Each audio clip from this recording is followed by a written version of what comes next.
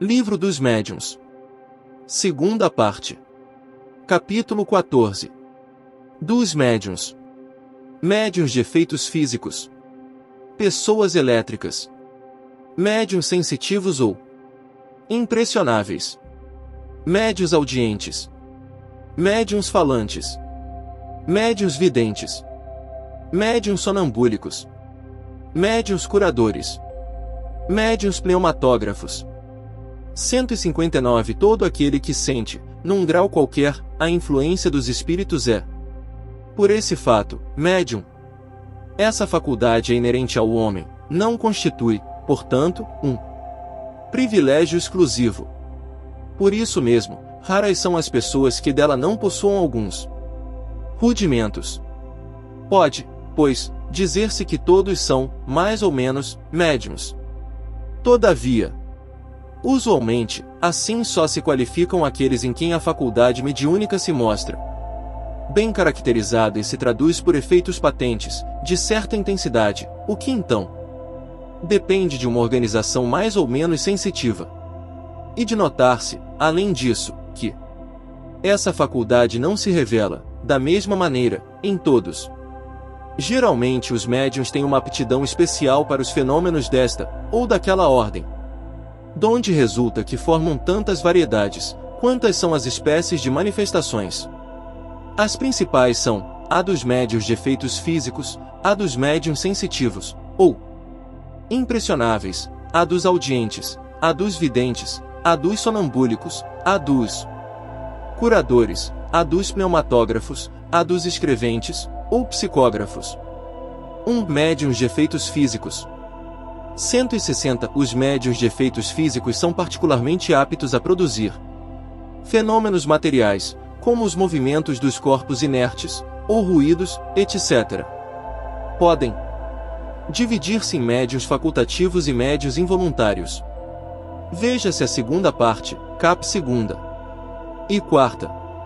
Os médiuns facultativos são os que têm consciência do seu poder e que produzem fenômenos espíritas por ato da própria vontade, conquanto inerente à espécie humana, conforme já dissemos, semelhante faculdade longe está de existir em todos no mesmo grau. Porém, se poucas pessoas há em quem ela seja absolutamente nula, mas raras ainda são as capazes de produzir os grandes efeitos tais como a suspensão de corpos pesados, a translação aérea e, sobretudo, as aparições.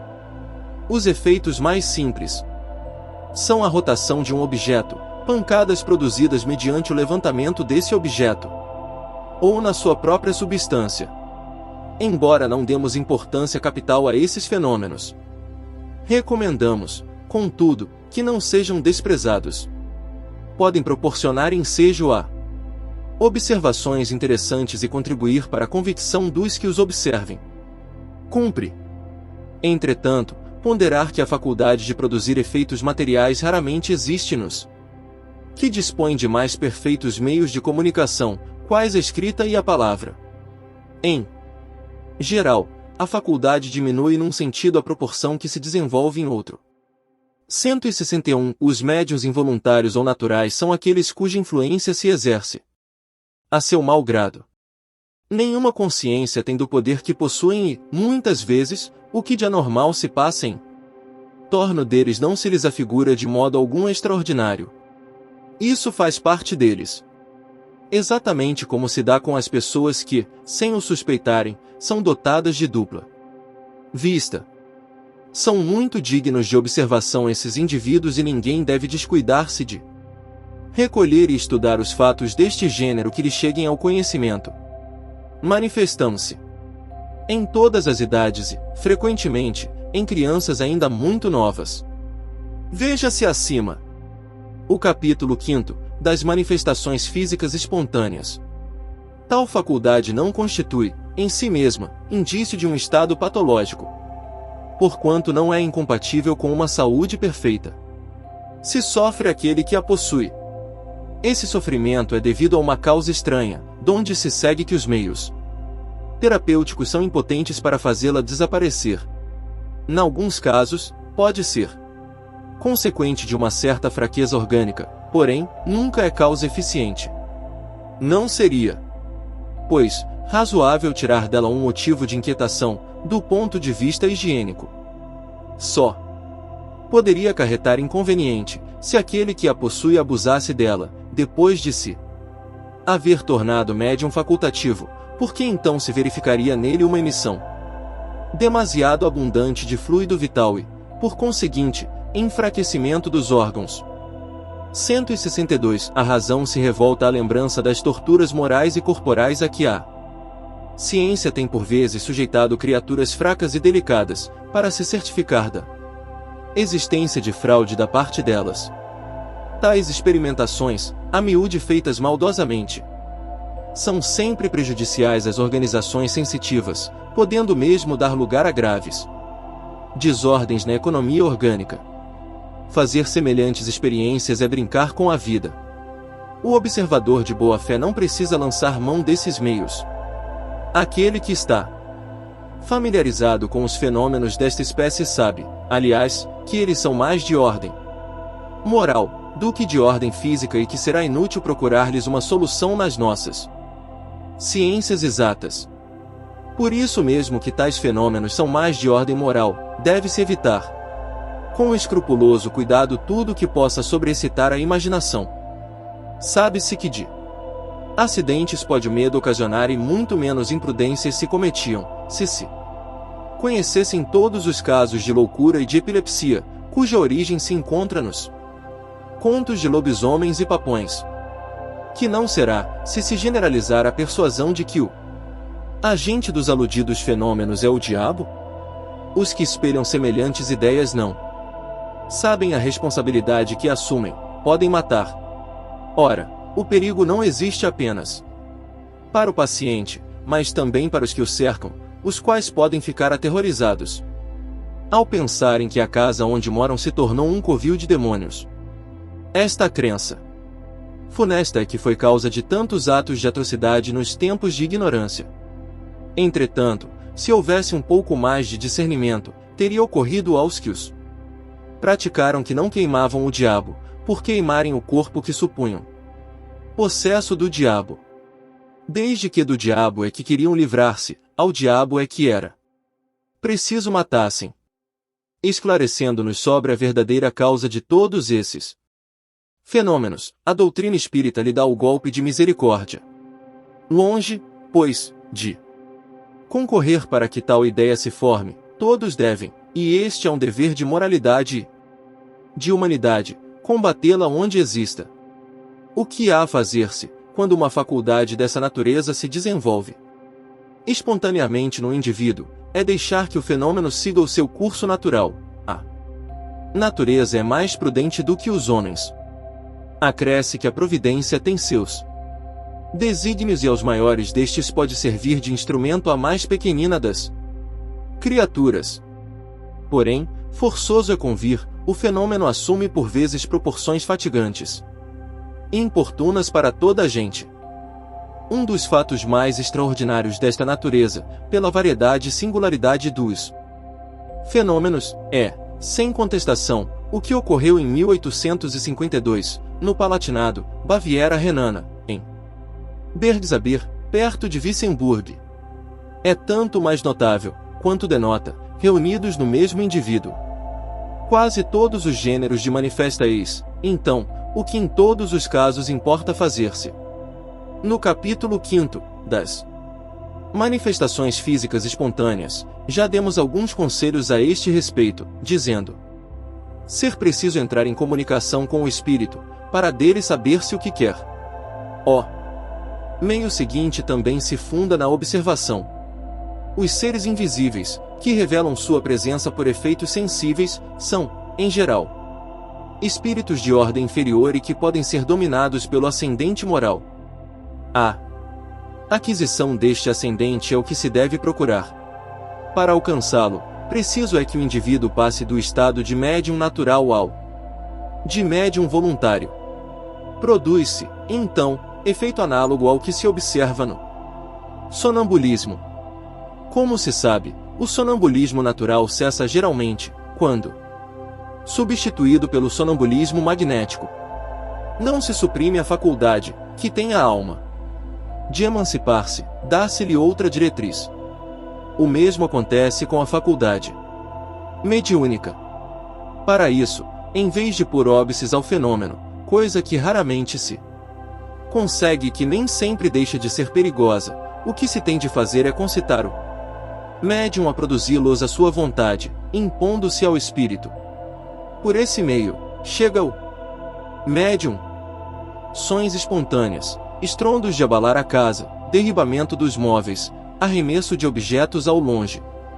Por mãos invisíveis, visões e aparições, sonambulismo, êxtase, catalepsia, atração elétrica, gritos e sons aéreos, instrumentos tocando sem contato, comunicações inteligentes, etc. e, o que não é de só menos importância, a comprovação destes fatos, durante quase 2 anos, por inúmeras testemunhas oculares, dignas de crédito pelo saber e pelas posições sociais que ocupavam. A narração autêntica dos aludidos fenômenos foi publicada, naquela época, em muitos jornais alemães, especialmente, numa brochura, hoje esgotada e raríssima. Na Revue Spirit de 1858 se encontra a tradução completa dessa brochura, com os comentários e explicações indispensáveis. Essa, que saibamos, é a única publicação feita em francês do folheto a que nos referimos.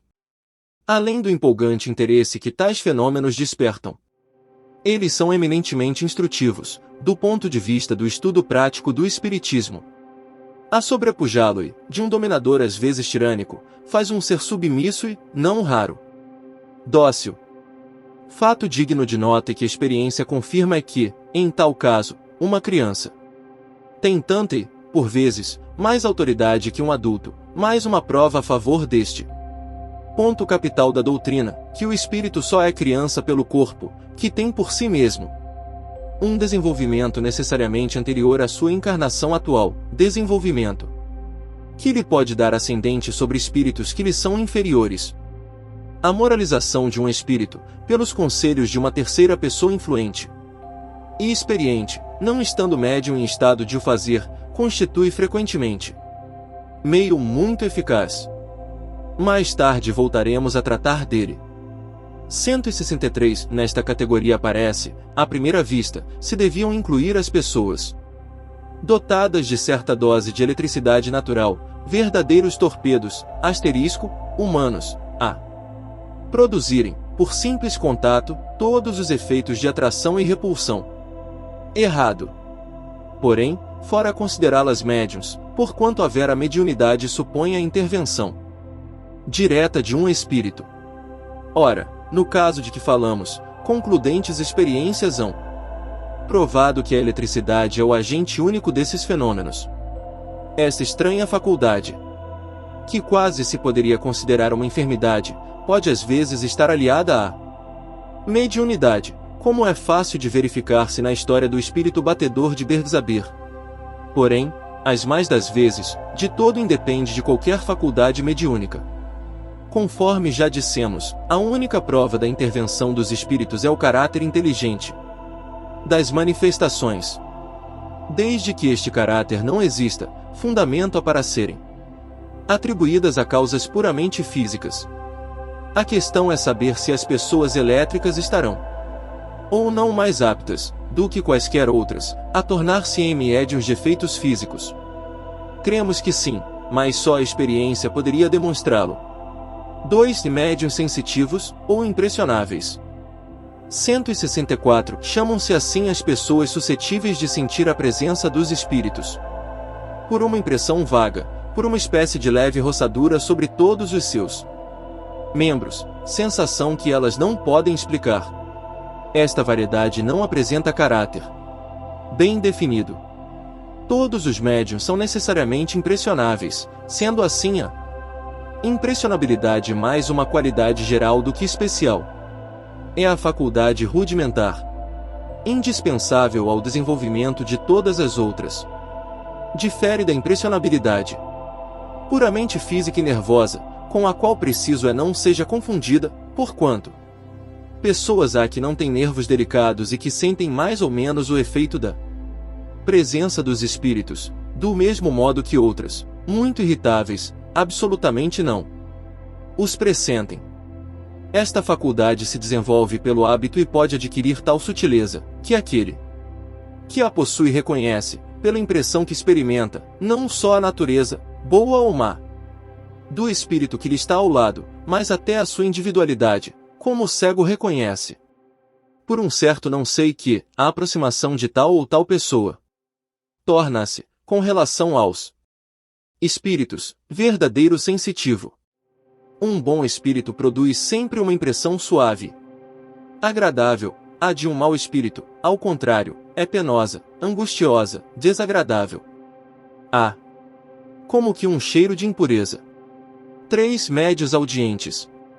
165. Estes ouvem a voz dos espíritos. Como dissemos ao falar da pneumatofonia, algumas vezes uma voz interior, que se faz ouvir no foro íntimo. Doutras vezes, é uma voz exterior, clara e distinta, qual a de uma pessoa viva. Os médios audientes podem, assim, travar conversação com os espíritos. Quando têm o hábito de se comunicar com determinados espíritos, eles os reconhecem imediatamente pela natureza da voz. Quem não seja dotado desta faculdade pode, igualmente, comunicar com um espírito, se tiver, a auxiliá-lo, um médium audiente, que desempenhe a função de intérprete. Esta faculdade é muito agradável, quando o médium só ouve espíritos bons, ou unicamente aqueles por quem chama. Assim, entretanto, já não é, quando um espírito mal se lhe agarra, fazendo-lhe ouvir a cada instante as coisas mais desagradáveis e não raro as mais inconvenientes. Cumpre-lhe, então, procurar livrar-se desses espíritos pelos meios que indicaremos no capítulo da obsessão. 4 médios falantes. 166. Os médios audientes, que apenas transmitem o que ouvem, não são, a bem dizer, médiuns falantes. Estes últimos, as mais das vezes, nada ouvem. Neles, o espírito atua sobre os órgãos da palavra, como atua sobre a mão dos médiuns escreventes. Querendo comunicar-se, o espírito se serve do órgão que se lhe depara mais flexível no médium. A um, toma da mão, a outro, da palavra, a um terceiro, do ouvido. O médium falante geralmente se exprime sem ter consciência do que diz. Muitas vezes diz coisas completamente estranhas às suas ideias habituais, aos seus conhecimentos, e até, fora do alcance de sua inteligência. Embora se ache perfeitamente acordado e em estado normal, raramente guarda lembrança do que diz. Em suma, nele, a palavra é um instrumento de que se serve o espírito, com o qual uma terceira pessoa pode comunicar-se, como pode com o auxílio de um médium audiente. Nem sempre, porém, é tão completa a passividade do médium falante. Alguns há que têm a intuição do que dizem, no momento mesmo em que pronunciam as palavras. Voltaremos a ocupar-nos com esta espécie de médiuns, quando tratarmos dos médiuns intuitivos. 5 médios videntes. 167. Os médios videntes são dotados da faculdade de ver os espíritos. Alguns gozam dessa faculdade em estado normal, quando perfeitamente acordados, e conservam lembrança precisa do que viram. Outros só a possuem em estado sonambúlico, ou próximo do sonambulismo. Raro é que esta faculdade se mostre permanente, quase sempre é efeito de uma crise passageira. Na categoria dos médiuns videntes se podem incluir todas as pessoas dotadas de dupla vista. A possibilidade de ver em sonho os espíritos resulta, sem contestação, de uma espécie de mediunidade. Mas não constitui, propriamente falando, o que se chama médium vidente. Explicamos esse fenômeno em o capítulo 6 de As Manifestações Visuais. O médium vidente julga ver com os olhos, como os que são dotados de dupla vista, mas, na realidade, é a alma quem vê e por isso é que eles tanto veem com os olhos fechados, como com os olhos abertos, donde se conclui que um cego pode ver os espíritos, do mesmo modo que qualquer outro que tem perfeita vista. Sobre este último ponto caberia fazer-se interessante estudo, o de saber se a faculdade de que tratamos é mais frequente nos cegos. Espíritos que na Terra foram cegos nos disseram que, quando vivos, tinham, pela alma, a percepção de certos objetos e que não se encontravam imersos em negra escuridão. 168. Cumpre distinguir as aparições acidentais e espontâneas da faculdade propriamente dita de ver os espíritos. As primeiras são frequentes, sobretudo no momento da morte das pessoas que aquele que vê amou ou conheceu e que o vem prevenir de que já não são deste mundo. Há inúmeros exemplos de fatos deste gênero, sem falar das visões durante o sono. Doutras vezes, são, do mesmo modo, parentes, ou amigos que, conquanto mortos há mais ou menos tempo, aparecem, ou para avisar de um perigo, ou para dar um conselho, ou, ainda, para pedir um serviço. O serviço que o espírito pode solicitar é, em geral, a execução de uma coisa que lhe não foi possível fazer em vida, ou o auxílio das preces. Estas aparições constituem fatos isolados, que apresentam sempre um caráter individual e pessoal, e não efeito de uma faculdade propriamente dita. A faculdade consiste na possibilidade, se não permanente, pelo menos muito frequente, de ver qualquer espírito que se apresente, ainda que seja absolutamente estranho ao vidente. A posse desta faculdade é o que constitui, propriamente falando, o médium vidente. Entre esses médiums, alguns aqui só veem os espíritos evocados e cuja descrição podem fazer com exatidão minuciosa. Descrevem-lhes, com as menores particularidades, os gestos, a expressão da fisionomia, os traços do semblante, as vestes e, até, os sentimentos de que parecem animados. Outros há em quem a faculdade da vidência é ainda mais ampla, vêem toda a população espírita ambiente, a se moverem todos os sentidos, cuidando, poder-se-ia dizer, de seus afazeres. 169. Assistimos uma noite à representação da ópera Oberon, em companhia de um médium vidente muito bom. Havia na sala grande número de lugares vazios, muitos dos quais, no entanto, estavam ocupados por espíritos, que pareciam interessar-se pelo espetáculo. Alguns se colocavam junto de certos espectadores, como que a lhes escutar a conversação. Cena diversa se desenrolava no palco, por detrás dos atores muitos espíritos, de humor jovial, se divertiam em arremedá-los, imitando-lhes os gestos de modo grotesco. Outros, mais sérios, pareciam inspirar os cantores e fazer esforços por lhes dar energia. Um deles se conservava sempre junto de uma das principais cantoras. Julgando-o animado de intenções um tanto levianas e tendo-o evocado após a terminação do ato, ele acudiu ao nosso chamado e nos reprochou, com severidade, o temerário juízo. Não sou o que julgas, disse, sou o seu gula e seu espírito protetor, sou encarregado de dirigi-la. Depois de alguns minutos de uma palestra muito séria, deixou 213 dos médiuns nos dizendo, adeus, ela está em seu camarim, é preciso que vá vigiá-la. Em seguida, evocamos o espírito Weber, autor da ópera, e lhe perguntamos o que pensava da execução da sua obra. Não de todo má, porém, frouxa, os atores cantam, eis tudo. Não. A inspiração. Espera, acrescentou, vou tentar dar-lhes um pouco do fogo sagrado. Foi visto, daí a nada, no palco, pairando acima dos atores. Partindo dele, um como eflúvio se derramava sobre os intérpretes.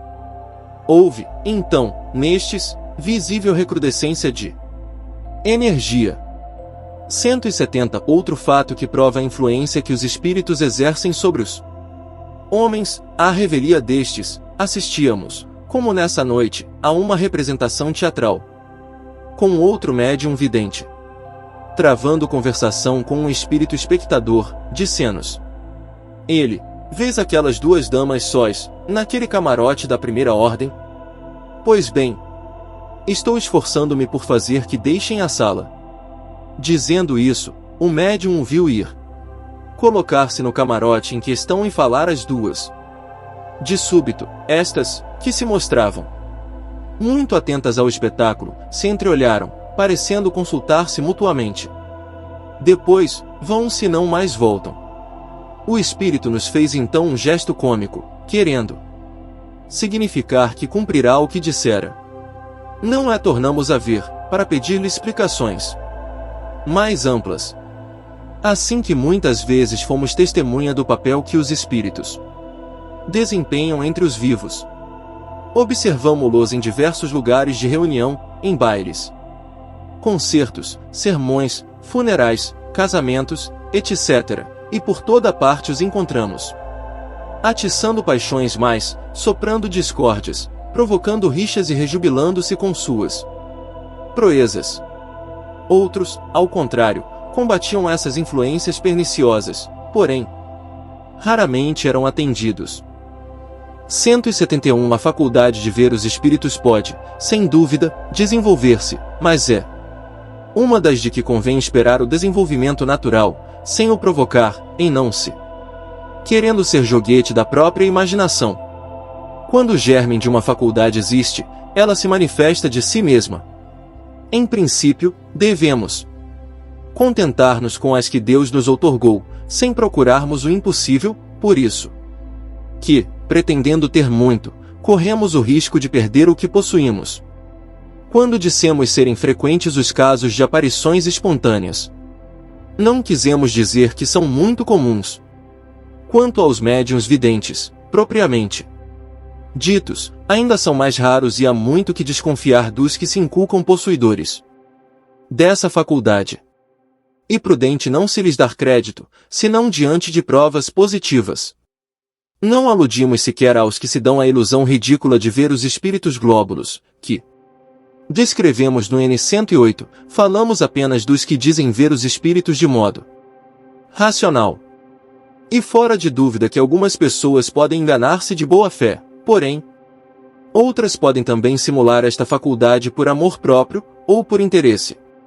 Neste caso, é preciso, muito especialmente, levar em conta o caráter, a moralidade e a sinceridade habituais. Todavia, nas particularidades, sobretudo, é que se encontram meios de mais segura verificação, porquanto algumas aqui não podem deixar suspeita. Como, por exemplo, a exatidão no retratar espíritos que o médium jamais conheceu. Quando encamados. Pertence a esta categoria o fato seguinte. Uma senhora, viúva, cujo marido se comunica frequentemente com ela, estava certa vez em companhia de um médium vidente, que não a conhecia, como não lhe conhecia a família. Disse-lhe o médium, em dado momento, vejo um espírito perto da senhora. Ah! Disse esta por sua vez, e com certeza meu marido, que quase nunca me deixa. Não, respondeu o médium, é uma mulher de certa idade, está penteada de modo singular, traz um bandó branco sobre a fronte. Por essa particularidade e outros detalhes descritos, a senhora reconheceu, sem haver possibilidade de engano, sua avó, em quem naquele instante absolutamente não pensava. Se o médium houvesse querido simular a faculdade, fácil lhe fora acompanhar o pensamento da dama. Entretanto, em vez do marido, com quem ela se achava preocupada, ele vê uma mulher, com uma particularidade no penteado, da qual coisa alguma lhe podia dar ideia. Este fato prova também que a vidência, no médium, não era reflexo de qualquer pensamento estranho. 6. Médiuns sonambúlicos. 172 Pode considerar-se o sonambulismo uma variedade da faculdade mediúnica. Ou, melhor, são duas ordens de fenômenos que frequentemente se acham reunidos. O sonâmbulo age sob a influência do seu próprio espírito, é sua alma que, nos momentos de emancipação, vê, ouve e percebe, fora dos limites dos sentidos, o que ele externa. tira-o de si mesmo, suas ideias são, em geral, mais justas do que no estado normal, seus conhecimentos mais dilatados, porque tem livre a alma. Numa palavra, ele vive antecipadamente a vida dos espíritos. O médium, ao contrário, é instrumento de uma inteligência estranha, é passivo e o que diz não vem de si. Em resumo, o sonâmbulo exprime o seu próprio pensamento, enquanto que o médium exprime o de outrem. Mas o espírito que se comunica com um médium comum também o pode fazer com um sonâmbulo, dá-se mesmo que, muitas vezes, o estado de emancipação da alma facilita essa comunicação. Muitos sonâmbulos veem perfeitamente os espíritos e os descrevem com tanta precisão, como os médiuns videntes podem confabular com eles e transmitir-nos seus pensamentos. O que dizem, fora do âmbito de seus conhecimentos pessoais, lhes é com frequência sugerido por outros espíritos. Aqui está um exemplo notável, em que a dupla ação do espírito do sonâmbulo e de outro espírito se revela aí de modo inequívoco. 173. Um de nossos amigos tinha como sonâmbulo um rapaz de 14 a 15 anos, de inteligência muito vulgar e instrução extremamente escassa. Entretanto, no estado de sonambulismo, deu provas de lucidez extraordinária e de grande perspicácia. Excedia, sobretudo, no tratamento das enfermidades e operou grande número de curas consideradas impossíveis. Certo dia, dando consulta a um doente, descreveu a enfermidade com absoluta exatidão. Não basta, disseram-lhe, agora é preciso que indiques o remédio. Não posso, respondeu, meu anjo doutor não está aqui. Quem é esse anjo doutor de quem falas? O que dita os remédios? Não és tu, então, que vês os remédios? Oh! Não, estou a dizer que é o meu anjo doutor quem mos dita. Assim, nesse sonâmbulo, a ação de ver o mal era do seu próprio espírito que, para isso, não precisava de assistência alguma, a indicação, porém, dos remédios lhe era dada por outro. Não estando presente esse outro, ele nada podia dizer. Quando só era apenas sonâmbulo, assistido por aquele a quem chamava seu anjo doutor, era sonâmbulo médium. 174. A lucidez sonambúlica é uma faculdade que se radica no organismo e que independe, em absoluto, da elevação, do adiantamento e mesmo do estado moral do indivíduo. Pode, pois, um sonâmbulo ser muito lúcido e ao mesmo tempo incapaz de resolver certas questões, desde que seu espírito seja pouco adiantado. O que fala por si próprio pode, portanto, dizer coisas boas ou mais, exatas ou falsas, demonstrar mais ou menos delicadeza e escrúpulo nos processos de que use, conforme o grau de elevação ou de inferioridade do seu próprio espírito. A assistência então de outro espírito pode suprir-lhe as deficiências. Mas, um sonâmbulo, tanto como os médiuns, pode ser assistido por um espírito mentiroso, leviano, ou mesmo mau. Inteligência artificial, sobretudo, é que as qualidades morais exercem grande influência para atraírem os bons espíritos. Veja-se o Livro dos Espíritos, Sonambulismo, N. 425, e, aqui, adiante, o capítulo sobre a influência moral do médium. 7. Médiuns curadores. 175. Unicamente para não deixar de mencioná-la, falaremos aqui desta espécie de médiuns, porquanto o assunto exigiria desenvolvimento excessivo para os limites em que precisamos ater-nos.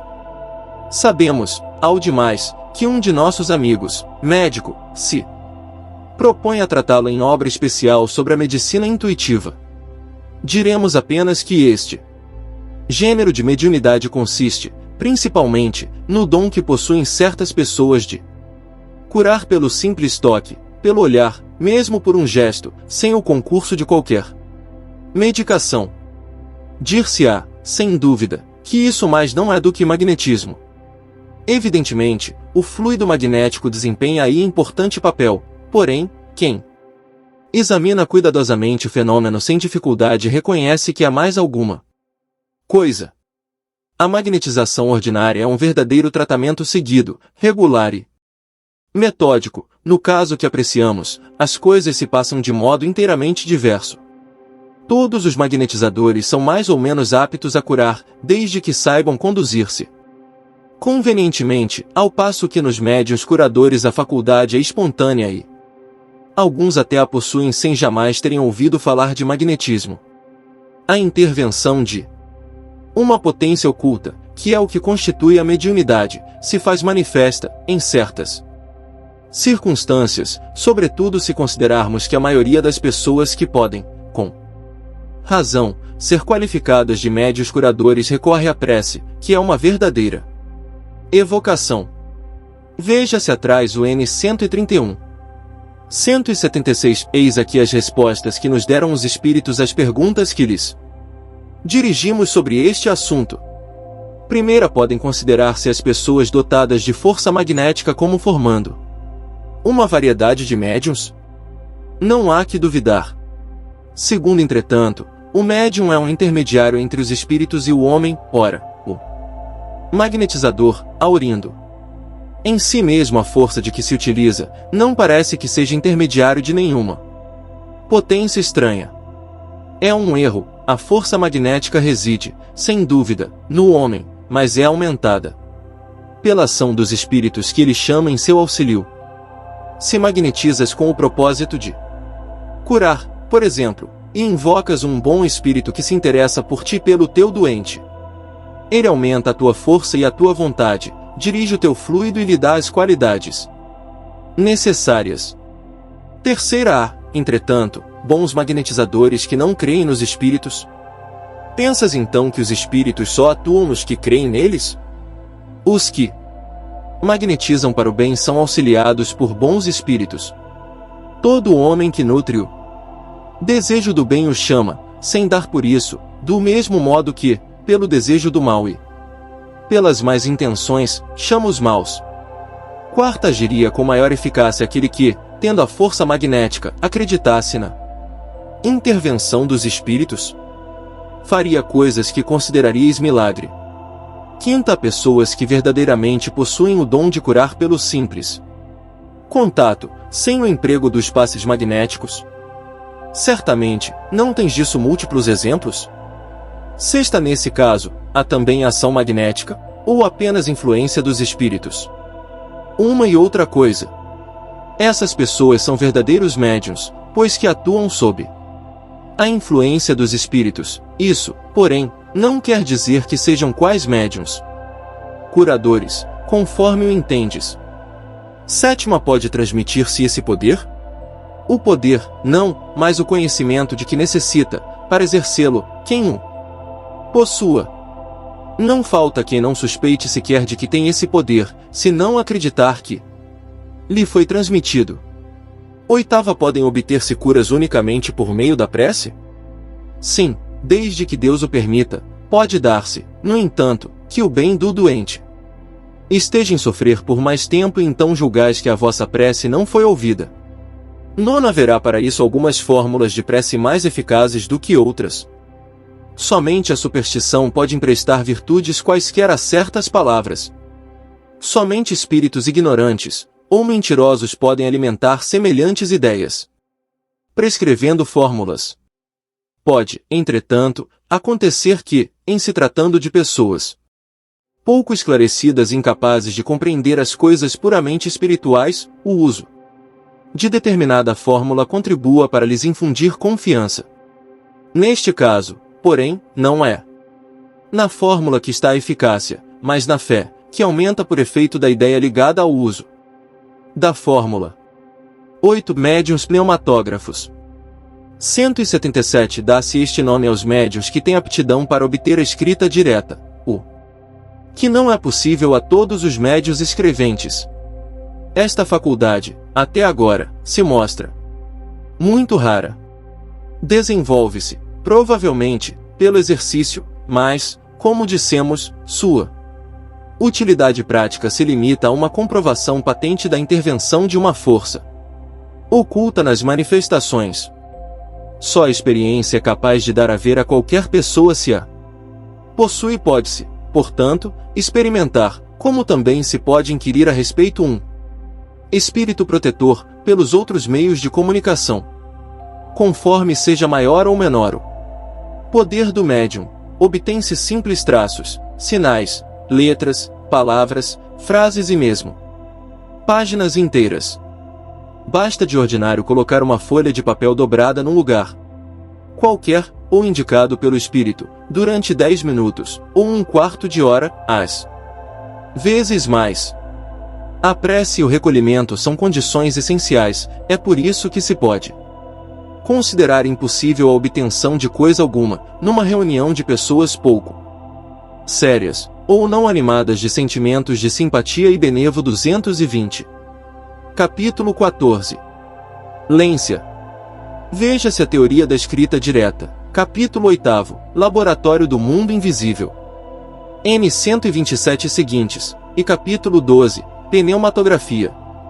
Trataremos de modo especial dos médios escreventes nos capítulos que se seguem. Nota da editora, Feb. No original francês está no grifo Torpilles humains. Vide página 208. Torpilha é um peixe semelhante à raia, ou arraia, que tem órgãos capazes de emitir descargas elétricas. É o peixe torpedo, a semi-nuança das denominações que damos, de enguia elétrica ou peixe elétrico, ao peixe por aqui amazônico.